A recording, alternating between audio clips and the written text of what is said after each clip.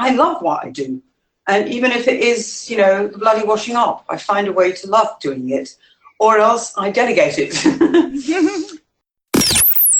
Power to Live More with Joe Dodds. Welcome to the Power to Live More podcast, all about productivity, organisation, well-being, energy and resilience.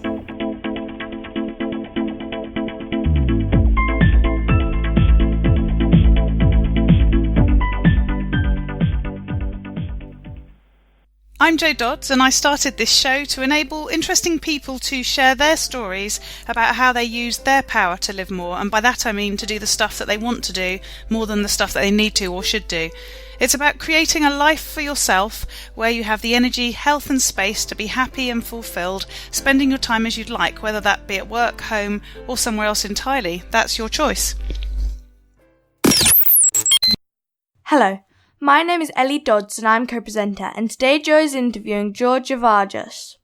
Jo and Georgia met through Wendy Keir's Virtual Speaking Academy, where Jo did some training on podcasting. Georgia has spent all her adult life in the entertainment industry as a professional saxophone player with 25 years experience, on stage and in recording studios and touring in UK and Europe, working in 3 to 6 piece horn sections, soloists and big bands, as a performance poet, touring UK and USA for poetry slams, winning first prize at Bristol Poetry Slam 1996. She published 3 poetry pamphlets in UK and USA and has published 2 books, short stories and prose/poetry. She's also written and directed plays for Fringe Theatre under the name of Virtual Vixens Theatre Co., contributed to 5 short story anthologies and has 3 articles in Thrive Online mag. Back to the studio. Today I'm interviewing Georgia Varjas of Step Up, Stand Out. Hi Georgia, good to meet you. Oh, not good to meet you, good to have you here with me. Wonderful to be online with you, Jo. I've really been looking forward to having this chat. Yeah, me too. So tell us a bit about who you are and what you do. Okay, well, at this very stage in my life, I'm a speaker, a writer, a mentor, and I'm a rebel with many causes. And what I do at the moment is a lot of writing, not so much of the speaking, although I do some live shows on online. But writing is one of my favorite things at the moment. And of course, I do mentor or coach so that they get their message out there. And my big thing is to get the voices of women heard, understood, and believed. That's my big thing. Ah, okay, lovely. So tell us more about why you do that, why you do what you do. And I'm particularly interested in that phrase and that very last line as well, the bit about being heard. Well, I'm a creative person. I've been, I'm an entertainer, an entertaining speaker, writer, and I've been entertaining since I popped out and dazzled my parents just a few decades ago. And so, that's my natural energy, is to be creative and imaginative. And I'm not afraid to let out my wonderful imagination. And so I feel very passionate about these things. And I love what I do. I love being that entertainer, that fun person. And I see that I have the ability to bring that energy out in many women. And it is just the most perfect time, because so many women have got wonderful stories to tell, sad ones too, difficult ones, and to get the courage and the determination to speak it out so that they can be heard, understood and believed. And this is really now a big time for women to get their stories out and to be heard, understood and believed. I cannot repeat it. Oprah Winfrey was talking about that just the other day, being heard and believed. And tell me a bit more about your sort of the difference that you see, or the sort of uniqueness between being heard and being believed, or what makes that difference? Well, I think, very often the very simple thing of not being heard, our voices are not loud enough, they're not listened to, we're talked over, we're not believed, we're not understood. What do you mean emotions? What do you mean feelings? What do you mean he did this to you, he did that? What are you talking about? I don't believe you, I can't hear this nonsense. It's that whole negative energy that exists right across the boardroom, the bedroom, the classroom, and all the other rooms where we communicate with each other. And I think a lot of women still have difficulty in speaking out and being getting their message across, whether it's a personal story or a business story or just another way of working, you know? Yeah. That's what I feel passionate about, you know. I think women have a great ability to talk and to communicate, and it's, you know, sorely lacking in many areas in the world today. I mean, you know, why is it that men can't sit around and talk to each other? In 5 minutes they've got to start fighting and warmongering. And it's just a fact, you know. The North Koreans met the South Koreans last night. There was not one woman in the room. They were shaking hands, you know, for how long? So, yeah, I feel very passionate about this, Jo. Yes, yeah. So tell us a bit more about sort of what you do on a day-to-day basis. You've said you do a lot of writing and a bit of speaking. How do you prioritise what you do in your work and your life? How do you make sure you do the things that you feel are important? As you say, it's something that you're very passionate about. How do you make sure you're working on the right stuff?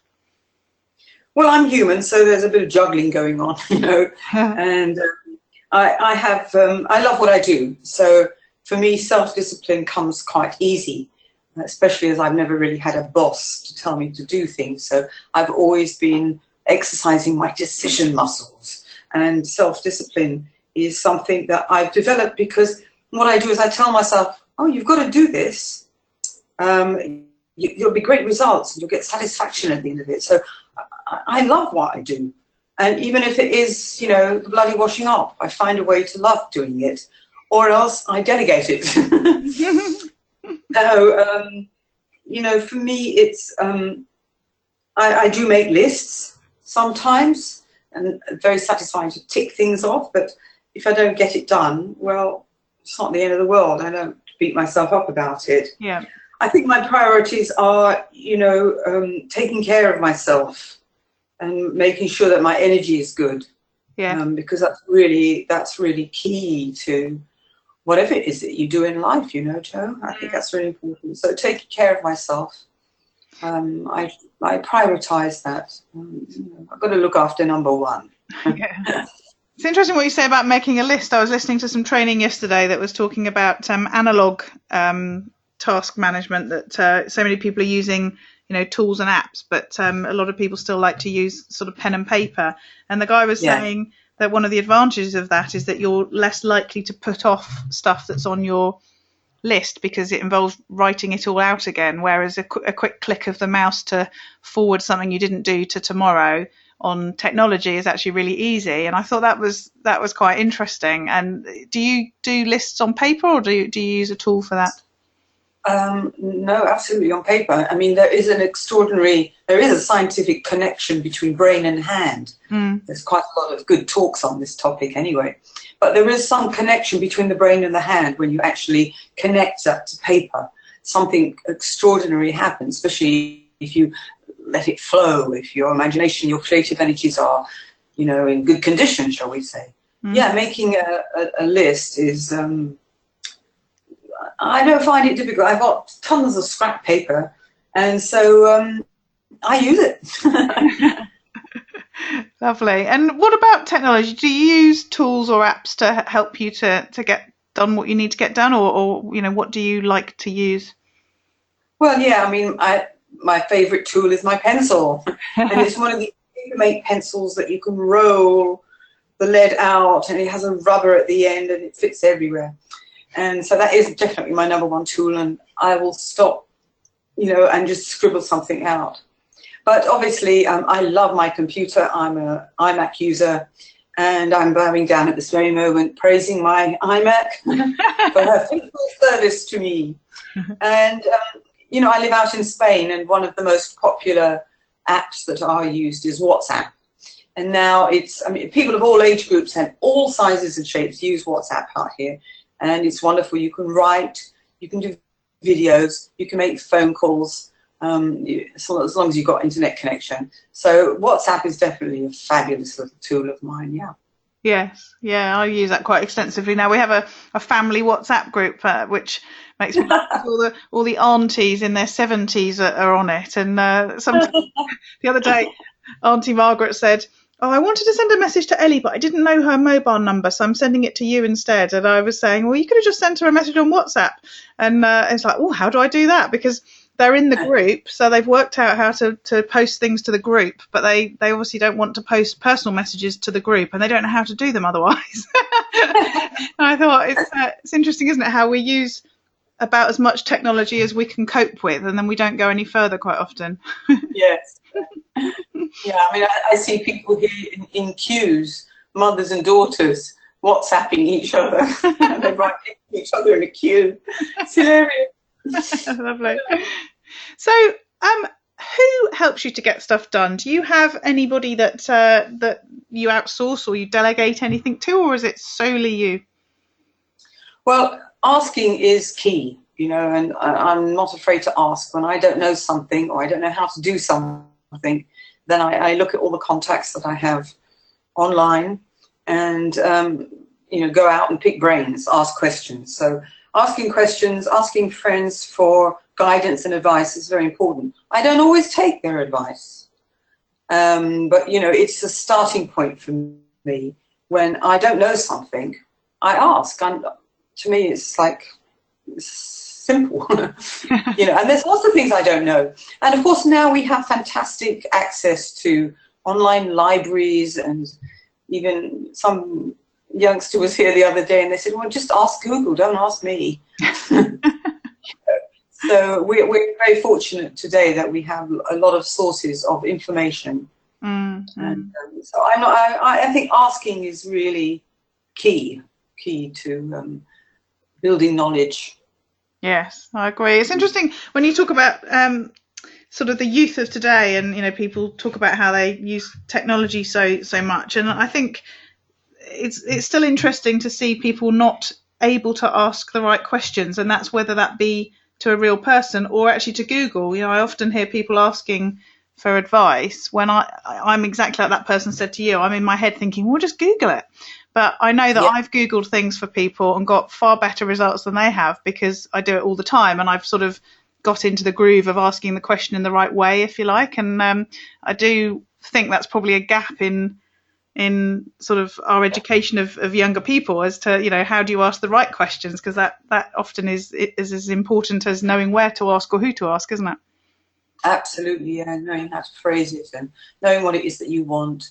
Yeah, unfortunately, these things are not taught by parents or in schools, how to ask good questions and not just, expect the yes or no answers, but to develop it further. It's all about thinking, we're not really encouraged to think enough and to use our imagination and our creative energies. But so that's what I do. I ask, and I can have, I think it's a gift. Ask a good question. There's no such thing as a stupid question. It's just a question. Lack of knowledge, Anybody says to me, you don't know that? And I said, no, I don't know that. I haven't got that knowledge yet. Have you got that knowledge? Share it with me. Yeah. Yeah. And where do you ask of those questions? I mean, obviously, as you said, you've got friends and colleagues. Are there online resources that you use? Yes, mostly online. I have a friend of mine who's a website designer, and she has a techie question day. So that's really great. Sometimes I think of it on another day, which is annoying to her, but nevertheless, then I say, oh, I can't remember how to do this. Because that's what often happens. We're so filled with so much information. I can't remember how to do it. I did it 3 weeks ago, but for the life of me, I can't remember. Please remind me again. I know I'm a Dumbo, but never mind. Just remind me again how to do this simple thing. And both comes the answer. And does she offer that as a service generally? Is that a resource that you can share? Is it a web address or something? Yeah, it's a once a week, techie questions. It's building engagement online. That's what it is, really. Mm-hmm. Is it a URL that you could share, or do we find her somewhere? How do we find it? Oh, she's a wonderful web designer. Her name is Gorgeous Geek. She's based in Barcelona, 600 kilometers up the road from me. But certainly, she does online. She's very good. Excellent. I'm sure we can find Gorgeous Geek. That's quite distinctive. Yes. Lovely. So if you do get other people to help you, have you got any tips for how you make sure you get that stuff done in the way that you want it, or on time, or sufficiently that you're happy with that? I met some people this morning networking, and somebody was saying, oh, I used to get somebody to work with me and do stuff, but they could never do it as well as I could. Oh yes. Well, I think the thing is that there are things that I don't do well, or I don't like to do, or I just, fearful of doing some technology stuff and certain things like that. And I try, I'm a determined person, I'll try. But if it's making me edgy, angry, or irritable, then I think to myself, well, I've got to find out who knows how to do it, loves doing it, and does it better than I do. Yeah. Sometimes that is a search and a half. But once I've made that decision to find somebody, and I start asking around, then usually somebody puts their hand up and says, oh, I love doing this. And if it's a paid job, well, it's got to be worth it. Now, if they don't do it up to standard, a professional standard that I'm requiring, that's a failure on their part. But otherwise, if I delegate something and I feel confident about that person, then do it. It's your responsibility now. I'm going to pay you, or I will do a swap with something, but I'm not going to be chasing you around. That's the point of delegating, is to give them the task that I'm not so good at, or no good at, or hate doing, and then I don't have to do it. So it's your responsibility, and I'm quite happy to give that opportunity, chance. Get on with it, Voila. Yeah, I do. I think it's trust as well. It's trusting that person. And, what can go wrong? What really can go wrong? If you're not satisfied with the work, you say so. Say, look, I don't think it's up to standard. Would you mind having another look? And if they really botch it up, I don't pay them. Yeah, I do think it's very key, that thing about, finding people who are really good at and or really enjoy whatever that thing is, especially if it's something you're not good at or you don't enjoy. I mean, how often do we spend time sort of slogging through something that somebody else could do quicker and better than us as well? Yeah, absolutely. And, give a little power to them, give a little trust to them. The more trust that you give to them, and the more praise, a little bit, oh, I'm so grateful for you for doing this for me, makes them feel good, and then they'll do a better job. Yeah. So you talked at the beginning about self-care. Tell us a bit more about what you do to keep yourself healthy, and maybe about how you relax, what you do when you're not working, that sort of thing. You'll probably tell us sunning yourself in Spain. Don't make us too green with envy. Well, it's definitely, we have a better climate here, and there's a lot of blue sky and lovely plants and vegetation. The sea is just like 5 minutes down the road. I know you're getting extremely jealous now. But yeah, the outdoor life is really important to me. And, it's a wonderful thing to be able to get out every day into that beautiful blue sky and sunshine. One of the things that I learned from English people is gardening. And that gives me loads of pleasure. I'm out there, I forget everything. And there's always something wonderful to do out in the garden.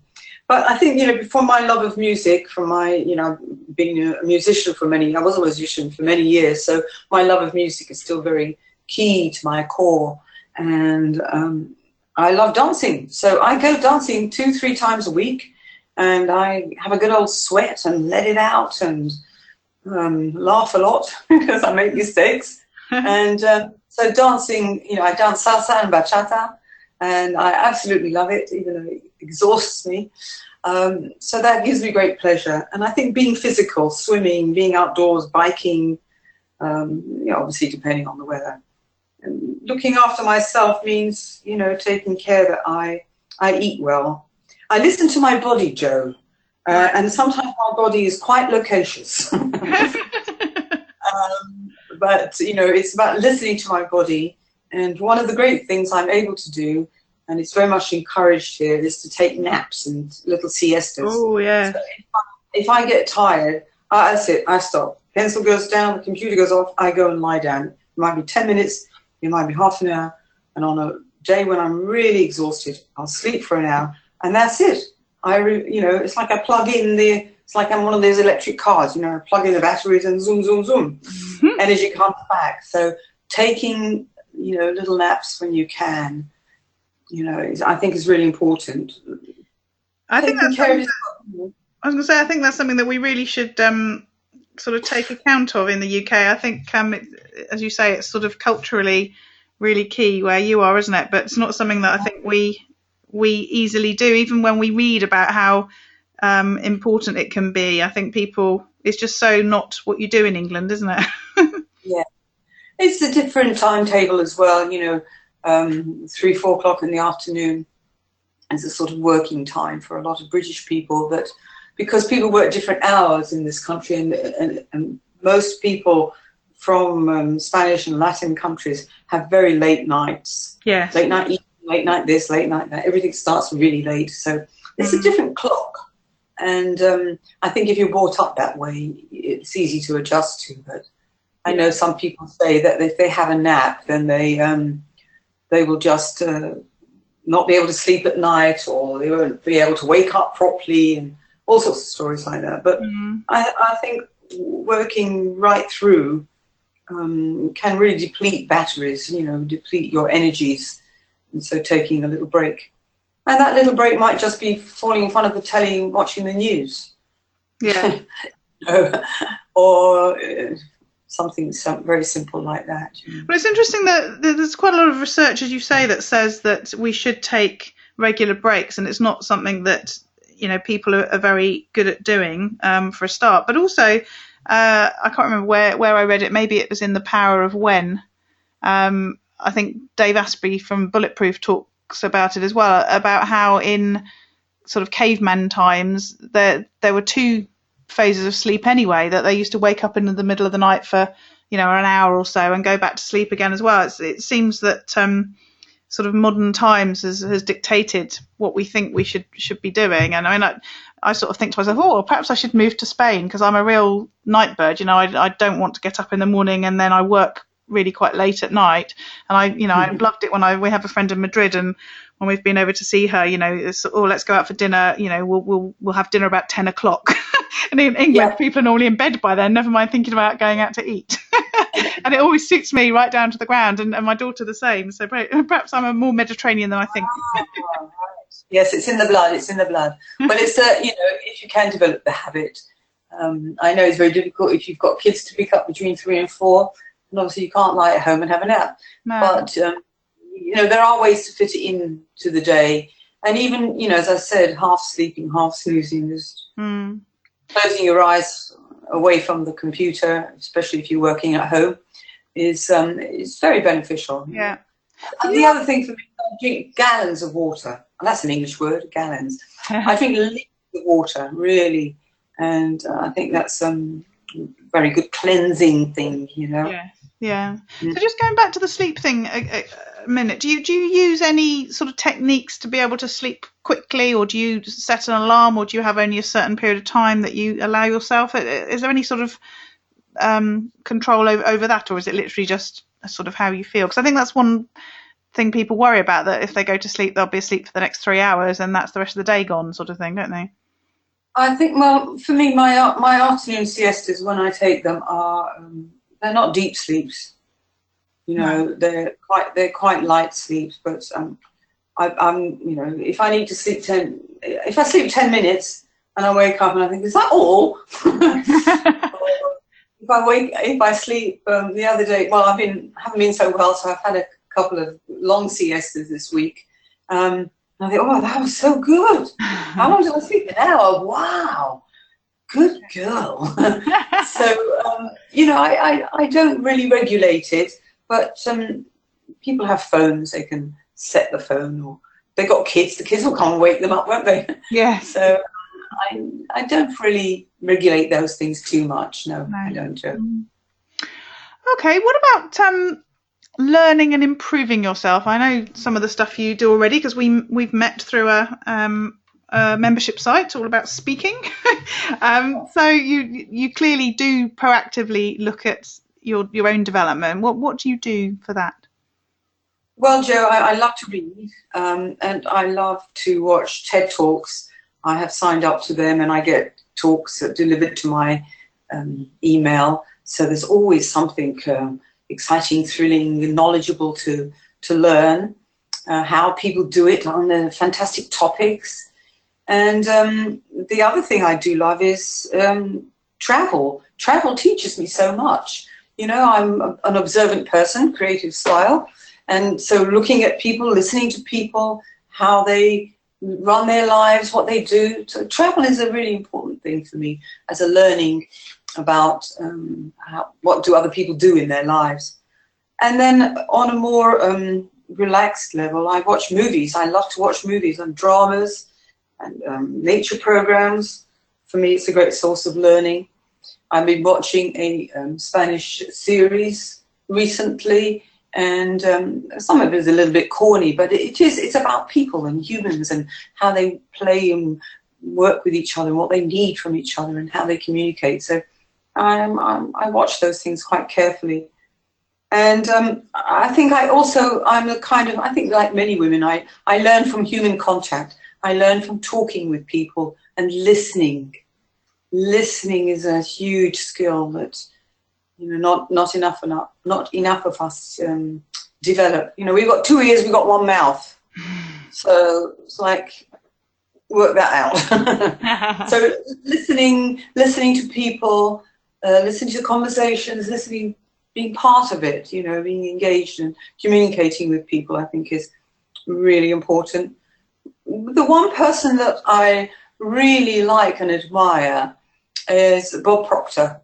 He's an older man now, and he just talks simple. He talks simple. He talks basic, simple stuff. He's extremely successful. He's a very likable guy, and there's no mincing of words, and it's very much my style. Straightforward and direct, and that to me keeps my plate full, keeps my learning. You know, I love learning new things, so I'm a curious person, Joe, and I like to discover new things, and that does come from reading and watching films and going out and meeting people and traveling. Yes. That's mainly how it works for me, yeah. Yes, yeah. And how did you end up in Spain? Was that part of that travel and curiosity thing or something else? Yeah, I suppose so. I came to Spain for love. It's very romantic. Lovely. So, I met my partner in the UK, and he was working days and I was working nights because I was in the music business. And we just knew that it wouldn't work if we continued in this way. Obviously, I'm working nights, he's working days. So where would we go in the world? And we went across to Portugal, and it wasn't quite right at that time. And so talking to people, listening to stories, we ended up down here. We just filled up the van, rented out my place, and came down. It was a wonderfully romantic, risky thing to do. And it's been the most brilliant move for both of us. You know? So love, absolutely. Love, love, love. Oh, I didn't know that. That's lovely. Yeah. So you've talked a bit about what you do, and you work from home, and we know you're in Spain. What about what your sort of days look like? Do you have particular routines to your day, to your evening? Do you have sort of certain habits, rituals, ways of sort of getting that stuff happening on a regular basis, or is it a bit more mañana as you're in Spain? Well, I'm a self-disciplined person, you know, and I love what I do, so I'm determined. And it's not hard for me to get down to writing. You know, sometimes I'll wake up in the morning and I'll have an idea, or I've had a dream, or I actually scribbled something in the night somewhere on a piece of paper on the floor. And it's my inspiration. And as I write on a regular basis on my on a blog, so I work towards that on a weekly basis, and I have a couple of other outlets of writing which I work towards every week. But I think my big habit is to get out the house, and to, you know, my love of life takes me out to the sea, to, you know, I just get out the house. But I work, you know, and I love my work, so I dedicate X amount of hours in the morning, and well, you know what it's like. You get a phone call, you have to go to the bank, you have to go to the shopping. Life goes on, but, you know, you fit it in. And in the summer months, it's very different here because it's extremely warm. And in the winter, it's warmer outside than it is in the house. So, you know, you go with the flow, you go with the weather, you go with the nature. I'm not rigid. I'll work Sunday, I'll work Saturday, I'll work Tuesdays. It doesn't really matter to me. I work because I love what I do, Joe. That's really my key thing, you know. I love that. It's not fun. If I'm not getting any fun out of it, then I'll delegate it. Yeah. I love the thing about sort of going with the flow. I mean, I think a lot of people, when they work for themselves, having worked elsewhere for other people, tend to sort of stick to the same schedule that they've ever done, sort of on the basis that that's what you're supposed to do. And of course, you're not supposed to do anything. It should be about what works for you and what works for your business and what works for your customers, shouldn't it? But I think sometimes we sort of get stuck in the old industrial revolution time and just carry on with our 9 to 5 or however it might be hours wise. So it's lovely to hear about the whole going with the flow thing, although sometimes I think I flow too much. Well, I think it's absolutely true. You know, people have worked in the corporate world particularly, or factory work, but I find it very hard to discipline themselves because they've spent their whole life being told what to do by somebody else. So that hasn't been my experience. And therefore I don't find it easy to say, oh, I've got to do this morning, right, get on with it. I just, you know, and you're probably like that too. And, you know, whether you work the night hours, the day hours, the afternoon hours, you get the work done, who cares? Yeah. You know, you get the work done, that's the key, isn't it? Yeah. Yeah. I'm trying to work with triggers at the moment. It's the new year. This won't be going out for a few weeks, but I try and walk every day, but I got a bit rubbish at it at the end of the year because it was a bit cold and I was a bit under the weather and stuff. But there's an audio book I've been wanting to listen to for ages and I never find time to do that. So I've tried to combine the two and plan a bit of time in each day to go and do the walk and listen to the book. And I'm on chapter 7 in 3 days, so I'm quite impressed with myself. I've even walked further than I intended. Yeah, that's cool. Well, that's an incentive, isn't it, to get out there and to listen and to be walking. So all good. Yeah, and today I even timed getting back to my car in the last minute of the chapter, so I was even more impressed with myself because I like it to be all neat and tidy. Bravo. So tell me about in this idyllic Spanish lifestyle where you go with the flow, what about if things don't go right? How does that all pan out? Do you get very Mediterranean? Although it's probably not Mediterranean, is it? Very Hispanic. I curse a lot. Yeah, I have a good old curse. I let it out. And I don't hold it back, you know. It's not working. Sometimes the technology drives me nuts. And then I get round to that, okay, I've calmed down now. I've beaten up somebody or I've bashed the carpet or whatever it is. I ask somebody for help. And if there's nobody there, I look at it again. And if it's not working, well, you know what I do, Joe? I let it go. Because there's always another way, there's always another day, there's another opportunity. So I accept it and I move on. And if it's really, really irritating me, I tell myself to get on and have a life. You know, you can't, there's certain things you just can't fight. And, you know, sometimes the more you resist it, the more it persists and all those annoying phrases. Yeah. But, you know, if I can't do it, I ask my partner, for example. Can you help with this? And he often has more patience than I have for certain things. And so I just say, do it for me, sort it out, I can't do it, you know. But I don't really let it get too much on top of me, Joe, because, you know, if it's not working and I have to leave it for another day, I'll look at it with what do you say? You sleep on it and, you know, try not to make it take over your life. It's not working. Leave it, move on, let it go. Yeah. Okay, to burst into song there with the let it go thing. Yes. Yeah. So on the other side of it, on a day when you end the day knowing that you've had a chance to live more, and I talk about that being about getting to do the stuff that you want to do, what's that day look like? What have you done? Oh, I celebrate life. Joe. You know, I just celebrate. I'm so grateful. I have such a, what did you call it, idyllic life. I have a wonderful life, and I'm so grateful for it. You know, and so I kind of give praise to that. I try to be aware of all the wonderful things that I have. And for me, that's about celebrating life and about being generous, giving, being kind. There's such basic things, you know, Joe. And for some people, they make them into big mountains. But for me, it is about just being satisfied. You know, if it puts a smile on my face and makes me feel good, I just celebrate life. I keep it simple. You know, I keep it simple. I enjoy as much as possible, and I try to. No, I don't even try. I look on the bright side. To me, my cup is always half full. Yeah. And if it is, I'll let it go. I'll throw it out the window and curse.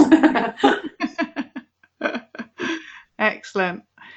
So that's the end of our interview. It's gone really quickly. And as you said, you are very succinct in your answers. No, you're not. We did have a nice flowing conversation across a number of areas. Lots of focus on Spain and sun, I think, or certainly in my head.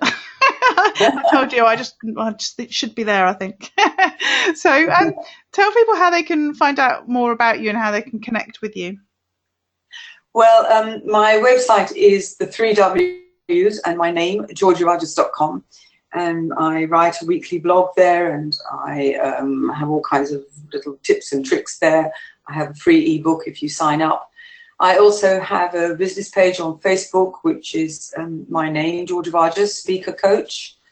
And I have a community page also on Facebook, which is called Step Up and Stand Out. Lovely. And where I do my live shows and things like that. Yeah, that's the main areas where I'm available to meet and greet new people. Lovely. And the ebook that you mentioned that people can download, what does that help people with? Who would be interested in that? Well, it would be for people who've got who want to write, who want to speak, who want to be heard, understood, and believed, who've got a message or a story or an idea or a business that they want to promote. Quite a few of my clients are business women who are doing coaching perhaps themselves, or they've got a product or a service and they don't know how to do videos, or they don't know how to write content. They're just not confident. They haven't been encouraged. And so that's what I'm really good at, putting up the energy, getting encouragement and your confidence up. And because I believe in you, that's what I do. I believe, and I help you to get heard, understood, and believed. Lovely. Thank you, Georgia. Really appreciate you joining me. Yeah, it's been a lovely chat. I appreciate you contacting me, Joe. Have a great afternoon, and we'll meet somewhere else online, I'm sure. Yes, thank you. All this information is available in the show notes on the website, and if you go to powertolivemore.com/ in this case 50, it will take you to actually my new website, Engagement and Wellbeing, but that link will take you there. So that's powertolivemore.com/50. And the website is the place to go if you want to find out how I can help you to improve your productivity, organisation, wellbeing, energy and resilience, your power to live more. And that's where I talk about doing more of what you want to do. And if you haven't already visited the website, you might want to go and have a look. As I say, it's engagementandwellbeing.com or powertolivemore.com, whichever you find easiest to remember. And if you go to the free gifts section, there's some reports and checklists that you might find of interest if you haven't already downloaded them. So there's one which talks about the 5 fundamentals that I talk about of simplify, systemize, share, self-care and sustain. So there's a checklist there to see how you're applying those within your life and your business and your work so that you can stop the overwhelm and get organised, reduce your workload and get to do that living more piece. There's also an ebook about increasing your focus for better productivity. Another one about my 5 favourite smartphone apps. If you've heard me speak, you'll know that I do rave about how much I can get done using just my phone. So I've put a report together with the 5 best apps that I would recommend. And then there's also a checklist about how you can reduce stress, or at least identify where those triggers are for your stress and think about how you can start reducing them. And then if you work within an organisation, if you're involved in managing people, there's separately a checklist around employee engagement and how you can apply the Engage for Success 4 enablers within your team and within your organisation. So lots of lovely, helpful content for you if you go to the website. And as I said, if you want to see the show notes, read the show notes for this week's show, then if you go to powertolivemore.com/50, that'll take you to the website. You can look at the show notes and then you can look at the free gift section, and that will take you to those reports and checklists that I've talked about already. So as I said, powertolivemore.com/50, and we look forward to speaking to you next week. Use your power to live more.